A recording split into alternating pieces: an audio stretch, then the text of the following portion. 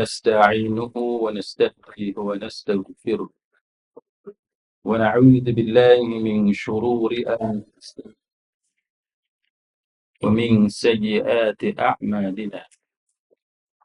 من يهده الله فلا مضل له ومن يضلل فلا هادي له. أشهد أن لا إله إلا الله وحده لا شريك له وأشهد أن محمدا عبده ورسوله. اللهم صل وسلم على محمد وعلى آله وصحبه والتابعين بإحسان إلى يوم الدين. أما بعد. Segala puji hanya bagi Allah Subhanahu wa Ta'ala. Kita semua memuji Allah Subhanahu wa Ta'ala. Kita memohon pertolongan daripada Allah dan keampunan juga kepada Allah Subhanahu wa Ta'ala. Kita semua berlindung kepada Allah daripada kejahatan diri kita sendiri dan keburukan amal perbuatan kita sendiri. Barang siapa yang diberi petunjuk oleh Allah Subhanahu wa Ta'ala, maka tidak ada yang dapat menyesatkannya. Dan barang siapa yang Allah Ta'ala sesatkan, maka tidak ada yang dapat memberi petunjuk atau hidayah kepadanya. Aku naik saksi bahawa tidak ada Tuhan yang berhak disembah melainkan Allah Subhanahu wa Ta'ala, dan tidak ada sekutu baginya, dan aku bersaksi bahawa Muhammad itu adalah hamba dan Rasulullah sallallahu alaihi wasallam. Amma ba'd. Sidang hadirin mukminin, malam ni kita sambung perbincangan berkenaan dengan kaedah merungkai pertelingkahan isu akidah antara salaf dan khalaf yang dikarang oleh almarhum Dr. Yusuf Al-Qaradawi rahimahullah ta'ala. Pada malam ni muka surat yang ke-19, betul eh? Muka surat yang ke-19, iaitu bermula daripada perenggan dalam surah Al-Anbiya ayat 87. Baik. Dalam surah Al-Anbiya ayat 87, Nabi Yunus alaihissalam berkata ketika ikan paus menelan baginda, "La ilaha illa anta subhanak inni kuntu minadh dhalimin." Sesungguhnya tiada Tuhan yang dapat menolong melainkan Engkau, wahai Allah. Maha suci Engkau. Sesungguhnya aku adalah di kalangan orang yang menganiayai diri sendiri. Baik. Kenapa almarhum Dr. Yusuf Al-Qaradawi dipetik ayat ini? Ayat 87 surah Al-Anbiya, iaitu tentang doa Zunnun, doa Nabi Yunus alaihissalam. Kalau tuan-tuan lihat kembali kepada tajuk kita ini, kita masih dalam tajuk menyucikan Allah Subhanahu wa Ta'ala. Okay, ini antara akidah kita orang-orang Islam. Dan akidah kita orang-orang Islam, dan ini adalah peringkat di mana muqaddimah, yang mana Dr. Yusuf Al-Qaradawi dia menguraikan pendekatan yang digunakan oleh Hasan Al-Banna di dalam menetapkan, di dalam memberi penerangan kepada kita tentang akidah sahihah. Jadi apa yang dia bagi contoh kepada kita yang kita boleh pelajari pada malam ini ialah surah Al-Anbiya ayat 87. Maka apa kaitan doa Zunnun ini dengan tajuk menyucikan Allah Subhanahu wa Ta'ala dan penekanan konsep akidah ketiga, kan, yang disebut oleh Dr. Yusuf Al-Qaradawi, iaitu menyucikan Allah Subhanahu wa Ta'ala daripada segala sifat yang tidak layak dengan kesempurnaannya.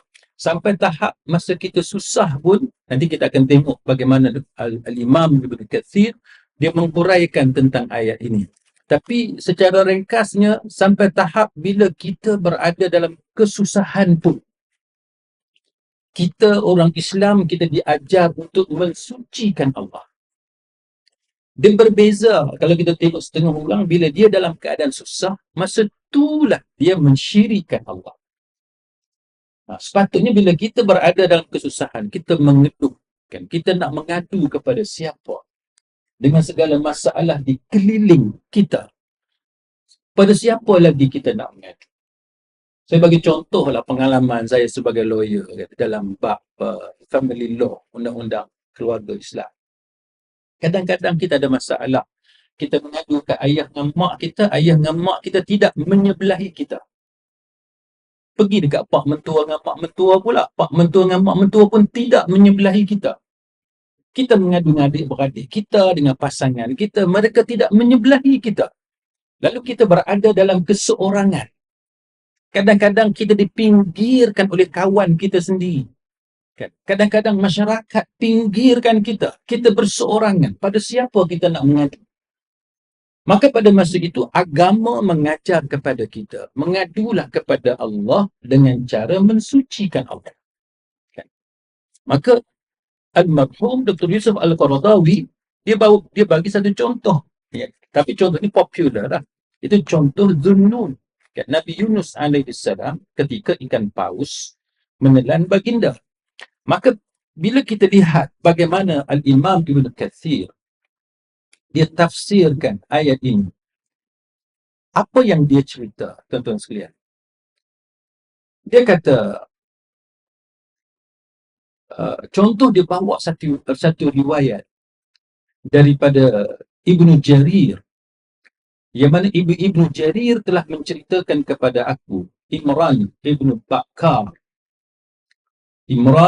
Bakkar Al-Kala'i telah menceritakan kepada kami, Yahya bin Saleh telah menceritakan kepada kami, Abu Yahya Ibn Abdul Rahman telah menceritakan kepadaku, Bishr Ibn Mansur daripada Ali Ibn Zaid daripada Sa'id Ibn Musayyab, yang mana dia kata dia pernah mendengar Sa'ad Ibn Waqqas mengatakan bahawa dia pernah mendengar Rasulullah sallallahu alaihi wasallam bersabda, Ismullahilladzi idza du'iya bihi ajaba.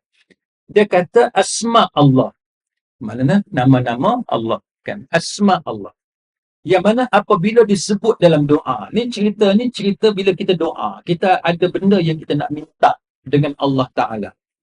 Maka agama mengajar kepada kita macam mana kaedah yang betul untuk kita berdoa.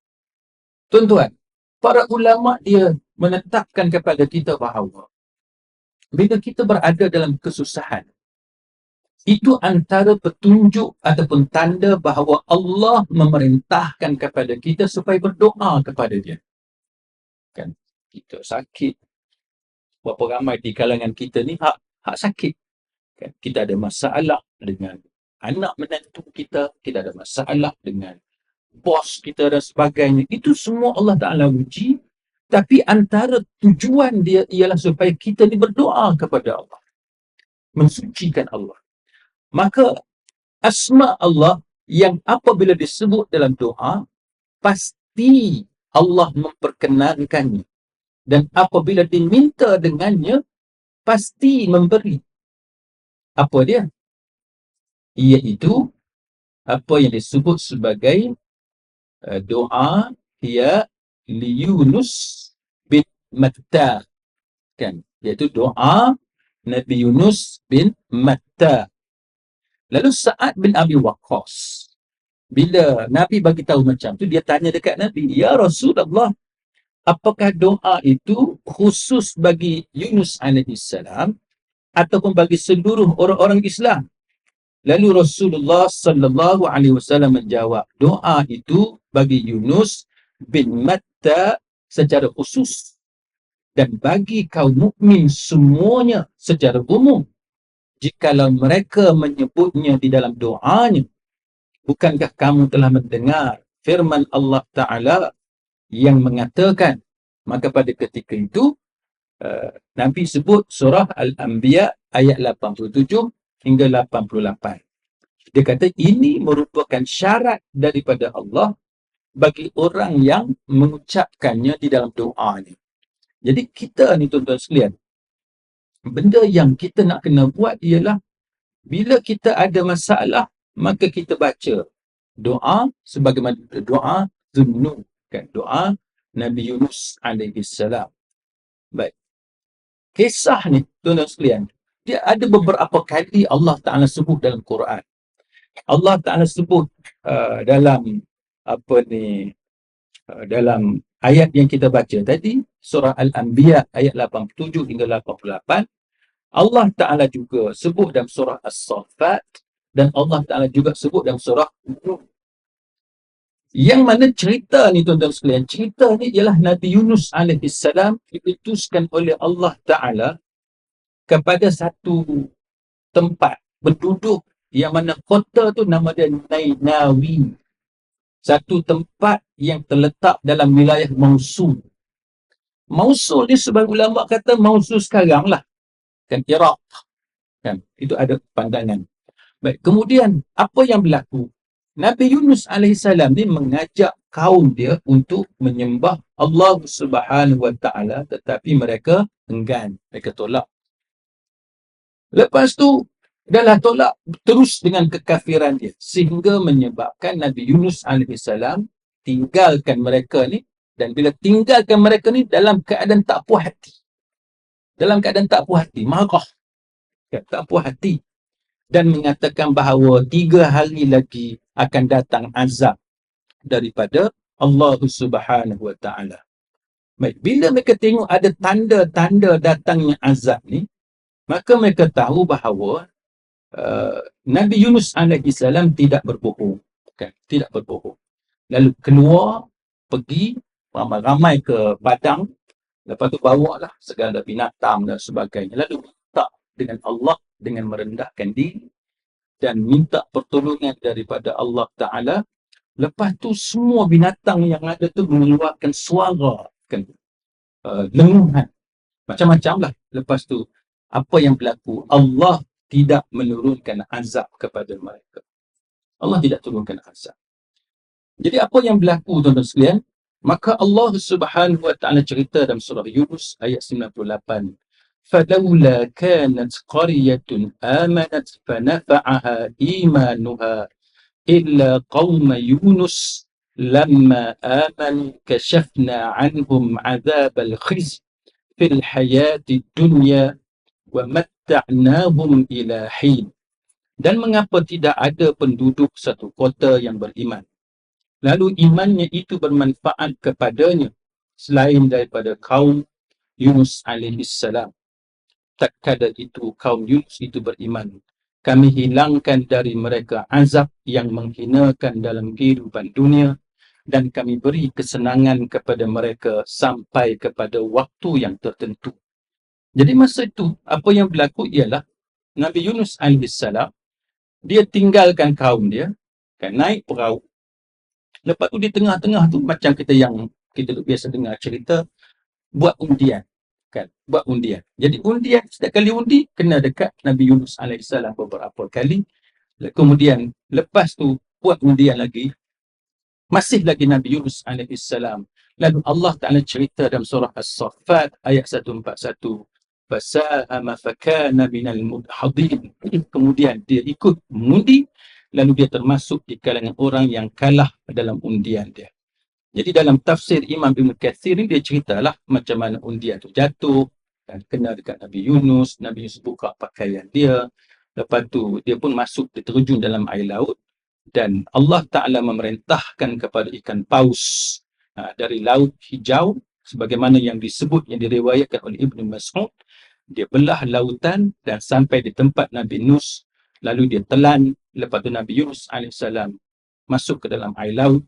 Dan Allah Ta'ala perintahkan kepada ikan paus tu supaya jangan kamu makan sikit pun daripada daging Yunus AS. Itu perintah daripada Allah Ta'ala. Dan jangan patahkan tulang dia. Mana jangan apa-apakanlah Nabi Yunus AS. kerana Yunus itu bukan rezeki makananmu, melainkan perutmu aku jadikan sebagai penjara buatnya. Jadi Imam Ibn Kathir kata, yang keluar nama Zunnun tu, dan itu nama ikan paus yang telan Nabi Yunus alaihissalam berdasarkan riwayat yang sahih di sisi Ibn Kathir. Cuma lepas tu dia dikaitkan dengan nama Nabi Yunus alaihissalam. Sebab tu kita sebut doa Zunnun. Kan? Doa Zunnun tu kita faham doa Zunnun tu doa Nabi Yunus. Tapi kata Imam Ibn Kathir, sebenarnya Zunnun itu nama ikan paus. Kan? Nama ikan paus. Cuma dari segi harfiahnya, bila sebut Zunnun, orang yang mempunyai ikan yang besar. Kan? Jadi itu apa yang disebut oleh Imam Ibn Kathir rahimahullahu ta'ala. Jadi apa yang berlaku tuan-tuan sekalian? Iaitu daripada kisah ni, ini menunjukkan kepada kita bahawa pentingnya kita ini mensucikan Allah Subhanahu wa ta'ala bila kita dalam keadaan susah. Okay. Bila kita dalam keadaan susah. Ibnu Mas'ud kata, bila Allah Ta'ala guna perkataan fanada fil zulumat, kan? Dia menyeru, berdoa kepada Allah tu dalam keadaan yang sangat gelap. Mana susah sangat. Ibnu Mas'ud kata bila sebut zulumat, dia plural. Kan? Dia jamak. Mana gelapnya perut ikan paus. Zulumat ni gelap lah. Tapi gelap tu gelap-gelap. Ada beberapa kegelapan. Kenapa sebut gelap yang banyak? Sebab kata Ibnu Mas'ud, yang pertama gelap ikan paus. Yang kedua gelapnya air laut. Yang ketiga gelapnya malam. Dan ini yang diriwayatkan oleh Ibnu Abbas, Sa'id bin Jubair, Abduhaq dan sebagainya. Jadi banyaklah pendapat kenapa Allah Ta'ala guna perkataan zulumat. Baik, jadi apa yang berlaku tuan-tuan sekalian? Apa yang berlaku ialah ikan paus ni, kalau mengikut riwayat Ibnu Abbas dan Ibnu Mas'ud, dia bawa Nabi Yunus AS menyelam sampai ke dasar laut sehingga dia boleh dengar suara tasbih batu-batu di dasar laut. Maka pada ketika itulah Nabi Yunus AS menyebut La ilaha illa anta subhanak. Kan? Tidak ada Tuhan yang layak disembah melainkan Engkau, Maha Suci Engkau. Baik. Jadi ini benda yang kita selalu sebut, tuan-tuan sekalian. Sebab apa? Sebab kita manusia ini, kita seringkali buat silap. Walaupun kita cuba sedaya upaya, kita tak mau buat silap. Kita tetap buat silap. Macam yang saya pernah cerita dalam kuliah-kuliah sebelum ini pun, bila kita dengan pasangan kita dengan anak kita dengan suami dan sebagainya, kita nak jaga macam mana diri kita ni tuan-tuan, kita tetap buat silap. Saya duduk dengar masalah orang, ada masalah rumah tangga, ya, masalah rumah tangga. Sampai nak bercerai ni. Bila kita dengar, sebenarnya masalah tu masalah semua orang. Masalah semua orang. Bila si isteri komplain pasal suami dia, kata ni, suami orang lain pun buat lagu ni juga. Okay. Bila si suami ni komplain pasal isteri dia, isteri orang lain pun macam tu pula juga. Masalah biasa. Cuma macam mana approach kita nak selesaikan masalah rumah tangga kita. Itu je. Contoh saya cerita kat tuan-tuan. Cerita pasal orang bergaduh ni, tapi tuan-tuan jangan berasa pula. Kita cerita pengalaman-pengalaman di mahkamah sebagai panduan kepada kita semua. Benda bagi kita benda yang biasa. Contoh apa dia? Contohnya, isteri tak mau layan suami. Jadi kita tanyalah, apa yang suami tak puas hati bila isteri tak mau layan dia? Biasa ustaz, kita suruh buat ayat, dia tak mau buat. Saya tanya, adakah sentiasa suruh dia memang sentiasa tak buat? Taklah, ada masa dia tak mau buat. Tuan, hak ni benda biasa. Saya tak maulah kata, saya pun lagu tu juga. Kan? Tak maulah kata lagu tu dah teruk sangat kan. Tapi nak cerita itu common, benda biasa, bukan benda pelik pun. Tuan-tuan kena ambil kira lah. Ada ketikanya isteri kita dia tak larat. Dia dalam keadaan mood yang tak sesuai. Dia ada masalah tertentu yang menyebabkan dia tak boleh nak fokus kepada benda-benda dalam rumah dan sebagainya. Jadi masalah rumah tangga ni tuan-tuan, dalam masyarakat kita ada ketikanya dan juga banyak ketikanya berpunca daripada benda yang sebenarnya ada pada semua orang. Tapi kerana kita tak boleh tackle masalah tadi dengan cara yang betul. Kenapa orang lain boleh selesaikan satu masalah sedangkan masalah yang sama tu kita tak boleh selesaikan? Ini benda dia, tuan-tuan. Maka dalam kisah ni tuan-tuan, Nabi Yunus AS, dia dengar batu kerikil tu, maka dia pun kata, La ilaha illa anta subhanak. Kan? Tidak ada Tuhan yang layak disembah, melainkan engkau. Maha suci engkau, wahai Allah. Sekarang nak tanya, bila kita ada masalah rumah tangga tuan-tuan, ada tak kita buat lagu? Kan? Ada tak kita buat lagu? Kita, kegelapan kita, kalau nak banding dengan zulumat yang berlaku kepada Nabi Yunus AS, nak banding dengan kegelapan kita, tuan-tuan sekalian, mana hak lebih gelap? Orang kita, bila bergaduh sikit suami isteri, gelap dah masa depan. Dia tak nampak dah. Isteri dia ni, suami dia ni sebagai pasangan, suami sebagai pasangan isteri yang sesuai untuk dia. Dia duk nampak habis dah rumah tangga dah. Dia duk nampak kena pergi pejabat agama dah. Duk nampak kena pergi mahkamah syariah dah. Ni masalah. Kita sepatutnya bila ada problem tuan-tuan, antara benda awal yang kita kena buat ialah bertasbih sebagaimana tasbih Nabi Yunus alaihissalam yang kita sebut Dhunnun. Itu yang kita patut buat. Masa kita duk ketak ni, nak tampak isteri kita ni, pasal dia duk menjawab benda yang kita duk kata kat dia. Berapa ramai di kalangan kita duk sebut, La ilaha illa anta subhanak. Berapa ramai di kalangan kita bila dia tak nampak dah, tapi dia teringat kepada Allah. Maka dia sebut, La ilaha illa anta subhanak. Saya pernah cerita kat tuan-tuan. Ada AJK masjid yang habis-habis kuliah subuh, dia duk cerita kat saya, dia duk pegang mak ini, pegang mak sampai pecah mak. Pasal apa? Sebab dia nak marah kat isteri dia. Kita tahu tuan-tuan, rumah tangga ni biasalah, kadang-kadang suami meniaga tak untung. Suami meniaga tak untung. Ni baru ni Ustazah Asma kan duk cerita pasal dia berniaga tak untung. Orang adalah orang duk, bukan semua, tapi tengok ada orang duk hentam kiri kanan. Ustazah bukan kaki orang bisnes, ustazah pandai ceramah aja, pergi ceramah cukup lah, macam-macam orang duk kata. Tak apalah kita yang tu. Tapi poin yang saya nak cerita kat tuan-tuan, berniaga ni biasalah, betul tak? Ada masa untung, ada masa rugi. Graf tu biasa, mana ada graf tu naik mencacak macam biasa. Graf tu naik, turun, naik, macam tu berniaga. Jadi sahabat saya tadi, dia buka kedai runcit. Kedai runcit dalam kampung tuan-tuan. Taklah. Yang isteri ni cikgu. Kan? Cikgu setiap bulan pendapatan dia mana turun naik ada. Pendapatan cikgu turun naik. Pendapatan cikgu tu macam tu lah. Kan, kalau 5,000 lah cikgu. Kalau 10,000 lah. Tengoklah dia grad ke tak grad dan sebagainya. Jadi isteri dia komplain. Pasal apa? Abang duit tak ada. Fikir kena minta duit dengan isteri untuk tampung apa ni, nafkah keluarga. Kan?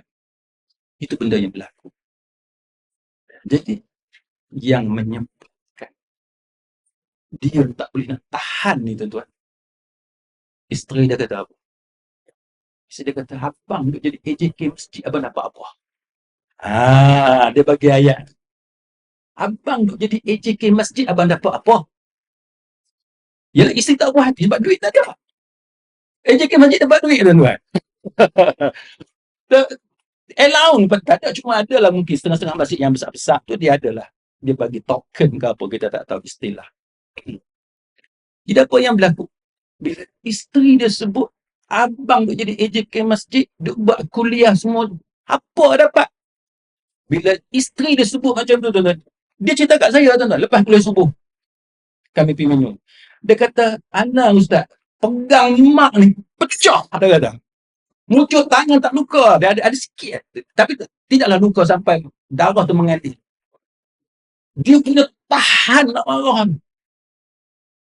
Saya kata, sebenarnya kita, bila bergaduh suami isteri, tuan-tuan, benda ni berlaku pada semua orang. Dan saya banyak kali sebut dalam kuliah. Dia berlaku pada semua orang. Tapi ada seorang tu nakal juga. Ustaz pun lagu tu kan? Saya geram tu. Hang ni. Mulut boleh tahan juga. Dia tanya Ustaz pun lagu tu kan? Dia kata, tak kena faham. Anda dah cerita, tak kena faham. Semua orang lagu tu. Takkan Ustaz nak cerita anak tadi bergaduh dengan bini kau. Takkan Ustaz nak cerita gitu. Tapi point azan. Kita berhenti sekejap.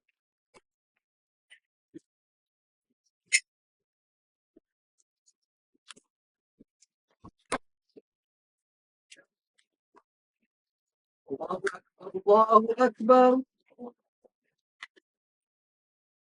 الله أكبر الله أكبر أشهد أن لا إله إلا الله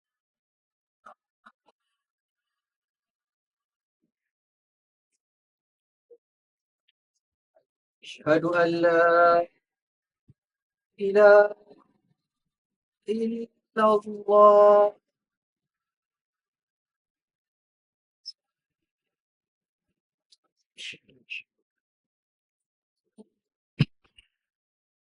أشهد أن محمدا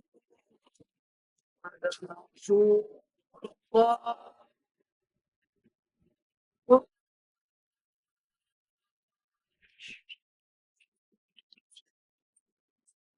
أشهد أن محمدا رسول الله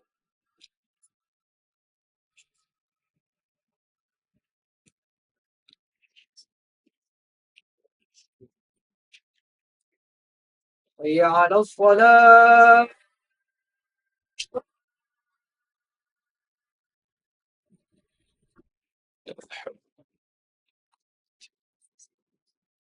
حي على الصلاة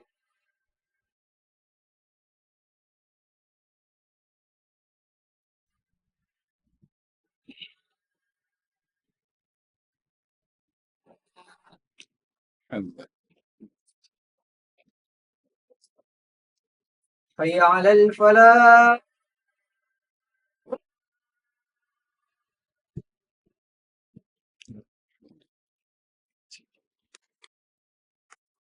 حي على الفلاح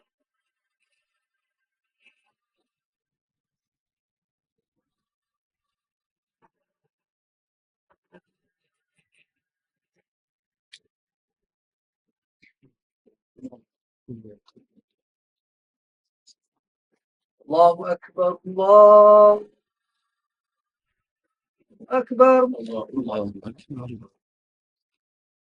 لا إله إلا الله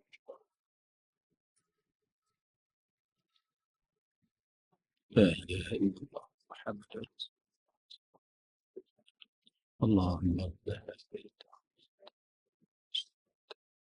آت محمد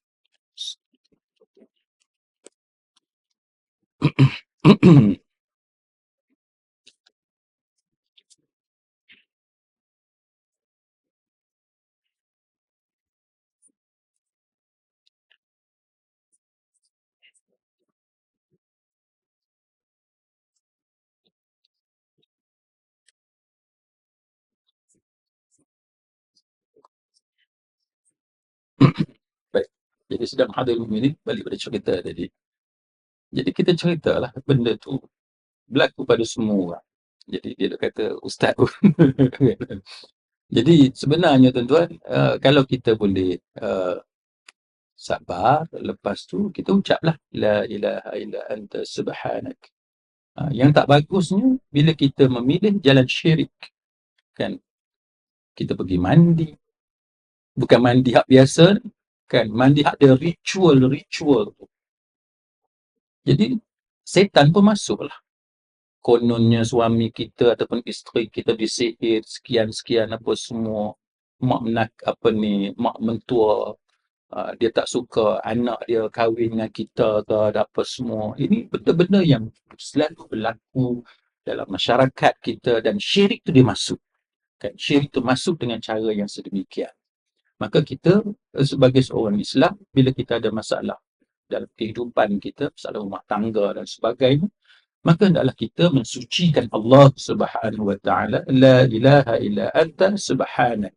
Dan jangan duk jadi macam hak kita cerita sebelum ni, macam setengah orang agama Hindu dia pergi tumpang berhala tokong yang agama apa Buddha apa semua ni, ataupun hak Buddha ni dia boleh pergi tumpang tokong ataupun patung hak Hindu semua. Bila saya tu tanya, dia kata pasal kita kena cuba lah. Kata kan, kita kena cuba. Jadi kita orang Islam jangan tiru benda-benda macam tu. Walaupun kita tahu ada orang Islam kita yang pergi minta tolong dengan bau musiam, ritual-ritual yang boleh jadi syirik dan sebagainya. Ini benda yang menakutkan. Ini benda yang menakutkan, yang diamalkan oleh setengah-setengah di kalangan daripada kita. Na'udzubillah min dzalik. Baik. Kemudian tuan-tuan sekalian, kita sambung balik apa yang disebut oleh Dr. Yusuf Al-Qaradawi. Dia kata kemudian Imam Bukhari meletakkan hadis terakhir dalam kitab Sahih Bukhari dengan satu hadis, iaitu Rasulullah sallallahu alaihi wasallam berkata, dua kata-kata yang ringan untuk lidah kita menyebut tetapi berat pada timbangan pahala di sisi Allah Subhanahu wa taala, dan kata-kata itu amat disukai oleh Allah Subhanahu wa taala. Apa dia? Yang kita dah biasa mengaji kan. Subhanallahil azim, dan perkataan subhanallah wa bihamdih. Jadi ini antara kata-kata yang amat disukai oleh Allah Subhanahu wa taala. Baik, bila kita tengok bagaimana para ulama menghuraikan tentang benda ni tuan-tuan sekalian, subhanallah, dia ada beberapa riwayat. Ada setengah riwayat dia kata subhanallahi wa bihamdihi dulu, kan, lepas tu baru subhanallahil azim. Setengah riwayat dia azim tu yang pertama, yang dulu, wa bihamdihi itu kemudian. Tapi tak apa, itu mana-mana kita boleh amalkan, sebab pertentangan ataupun perbezaan riwayat itu, para ulama menghuraikannya dengan mengatakan itu menunjukkan variasi, kan, variasi kepelbagaian. Boleh kita nak buat hak mana satu, macam pelbagai isu yang sebelum ni pasal soal bersedekah, ataupun nak turun lutut dulu ke tangan dulu masa sujud. Yang itu kan ada perbahasan di kalangan para ulama. Setengah orang duduk tengok ni turun tangan dulu, ni sakit lutut ni. Sakit lutut. Saya pernah pergi satu masjid, dia kata, Ustaz, slip disc kah? Kan, slip disc kah? Tapi iyalah, kita pun nak kena hati-hati juga kan. Sebab memang pun banyak orang Islam, bukan orang Islam, mana semua manusia lah, tapi khususnya bila kita tengok di masjid, orang Islam kita yang terpaksa pakai tongkat, duduk dan sebagainya, dengan cara duduk, cara dia sembahyang, kita tahu dia ada masalah. Itu yang kita panggil masalah slip disc. Jadi kita kena tahulah pasal manual handling. Saya ada seorang sahabat baru ni tuan-tuan, dia duduk cerita dia slip disc warded, kan, warded. Pasal apa? Sebab dia nak kena angkat ayah dia. Saya nak sebutkan tuan-tuan, betul kita sebagai anak, kita wajib buat baik kepada orang tua kita, kan. Memang kita diwajibkan buat baik, jaga ayah kita ataupun ibu kita yang uzur. Tapi tuan-tuan, pada masa yang sama kita kena tahu cara. Kaedah kita kena tahu. Dia macam semayang. Semayang ni tuan-tuan, dapat pahala tak? Dapat pahala. Kan ada hak fardu, ada hak sunat. Tapi kalau tuan-tuan tak ikut kaedah dia, dapat pahala tak? Tak dapat. Sama macam makan. Apa tujuan kita makan? Makan nak hidup, betul tak? Bukan hidup tu makan. Kita makan untuk hidup. Tapi ada tak orang makan, sebab makan dia tu menjadi mati. Sebab makan tu macam terlebih. Apa ni, gautnya, apa sugarnya, apa semua, garam dan sebagainya, jadi masalah. Samalah juga kita buat baik pada ibu kita ataupun ayah kita. Bukan kita larang buat baik pada ayah dan ibu, tapi cara kena betul. Khususnya bila kita bercakap tentang manual handling. Macam mana kita nak handle, nak angkat benda-benda berat. Cuba tuan-tuan bayang, bila tuan-tuan angkat ayah kita ataupun ibu kita yang usul tadi dengan cara yang tak betul. Apa akan jadi? Slip disc lah. Bila kita pula kena slip disc, apa akan jadi? Siapa nak jaga ayah kita? Siapa nak jaga mak kita? Jadi, kita kena ingat, kita jangan buat benda yang merosakkan diri kita. Walaupun niat kita baik. Walaupun tujuan tu baik. Tapi kalau kita buat dengan kaedah yang salah, kita akan berada dalam bahaya. Mudarat dekat diri kita. Jadi sahabat saya duk cerita, macam mana masa nak buat MRI ke apa yang masuk terowong. Dia kata nak baring masa MRI pun dia kata tak boleh, sakit. Punya sakit, meletup. Sahabat kita ni tuan-tuan, dia duk biasa macam Syekh kita lah, duk bawa video apa semua, duk rakam, buat live kuliah saya. Jadi saya tengok, dia tak main malam tu. Telefon lah dekat dia, pasal apa tak main. Dia pun cerita dia slip disc. Jadi masa dia nak angkat back kamera tu, tuan tengok, berat tu. Jangan main-main. Kita doa, pahala lah Allah Ta'ala bagi kepada sahabat kita yang buat kerja-kerja lagu ni. Kan? Dia kata masa nak angkat back kamera tu, tak tahulah dia angkat cara macam mana, tiba-tiba bunyi, pop. Bunyi. Start kat situ, kaki dah mula cramp. Nak bawa motor tak boleh, nak jalan tak boleh, sampai nak tidur, nak baring pun tak boleh. Dia kata, tidur ni menelentang pun sakit. Bukan sakit sikit, sakit sangat-sangat. Mengiring pun sakit sangat-sangat. Puncanya, jaga ayah. Bukan salah. Tapi kaedah. Tuan-tuan. Kaedah. Jadi bagi siapa yang jaga ayah yang usul, yang jaga ibu yang usul, dia kena belajar. Yang kita panggil manual handling. Saya duk mengaji tajuk manual handling masa di UK. Masa duk buat part time. Jadi social worker ataupun dia panggil enabler. Jadi itu penting. Buat baik sekalipun, cara mesti betul. Kalau semayang pun, kena ada cara dia. Sama lah juga. Kita buat benda baik yang lain, dia kena ada cara dia. Baik. Maka, hadis berkenaan dengan zikir tadi, tuan-tuan sekalian. Berdasarkan hadis muttafaqun alaih, subhanallah wa bihamdik, subhanallahil azim. Ataupun tuan-tuan baca subhanallahil azim dulu pun tak apa. Subhanallah wa bihamdik. Kata Syekh Utsaimin rahimahullahu ta'ala, dia kata, kalimat ini merupakan penyebab kecintaan Allah kepada seorang hamba. Dia kata, bila kita baca ni, dia jadi penyebab kecintaan kita kepada Allah. Benda ni ringan je. Mudah je. Pendek Bukannya kena hafal banyak-banyak, tak payah. Subhanallah wa bihamdi, subhanallahil azim. Maka ulama seperti Syekh Utsaimin dalam syarah Riyadhus Salihin, dia kata apa? Dua kalimat ni pendek. Tapi dia penyebab kecintaan Allah kepada hamba. Allah kepada hamba. Dia kata. Maka dia kata, wahai hamba Allah, sering-seringkan mengucap dua kalimah ini. Ucapkanlah keduanya secara berterusan. Kerana kedua kalimat ini berat dalam timbangan amalnya dan sangat dicintai oleh Ar-Rahman. Sedangkan keduanya sama sekali tidak merugikan kamu sedikit pun. Tak rugi sedikit pun. Dan sangat mudah, ringan diucapkan oleh lisan. Dia manusia ni tuan-tuan. Dia macam kita lah. Kita dengan anak kita, kita dengan isteri kita, kita dengan suami kita. Kena selalu ucap perkataan-perkataan yang menyeronokkan. Kata-kata yang manis. Benda yang nampak remeh, nampak macam tak ada apa, tapi kesan dia sangat besar dalam kehidupan kita berkeluarga, berumah tangga. Contoh, setengah orang kita bila dah lama kahwin, ada tak lagi ucap I love you, miss you. Cerita miss you ni zaman kita sekolah menengah dulu ataupun zaman kita universiti, masa duduk bercinta, tu ada, tu zaman kita ada smartphone lagi kan. Hantar surat, pakai postman. Miss you. Tu saya duduk melawak dengan isteri saya. Saya kata, kita ni pasal apa tak ulang masa zaman muda-muda dulu. Kan tak ulang zaman muda-muda dulu. Dia tu gelak kan. Kena ulang lah.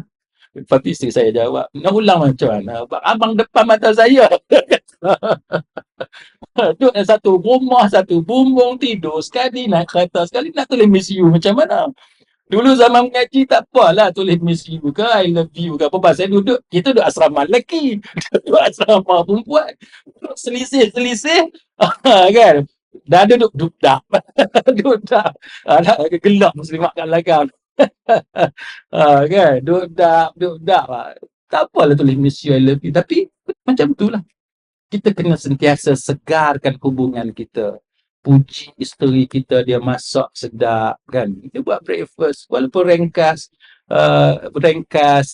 teh tarik, teh o dia buat apa semua, puji kan, sedapnya. Oh, lawanya hari ni nampak berserinya kan. Padahal muka sama berseri apa kan. Tapi kita puji dia. Benda tu ringan, mudah, tapi ramai orang tak buat. Kan, hambar hubungan suami isteri. Jadi benda tu kena diteruskan.